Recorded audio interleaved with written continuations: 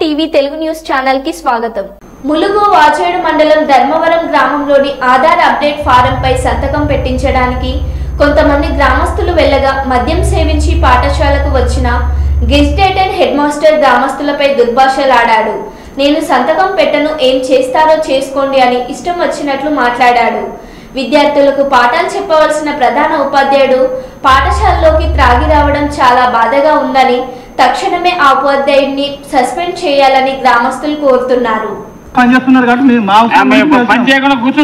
మీరేమన్నారు? మురిగిపోయింది అన్నారు. మీరు ఎందుకు అబద్ధం అన్నారు? బాబు మీటింగ్ 10 నిమిషాల మీటింగ్ అయిపోయింది. 10 నిమిషాలు మీటింగ్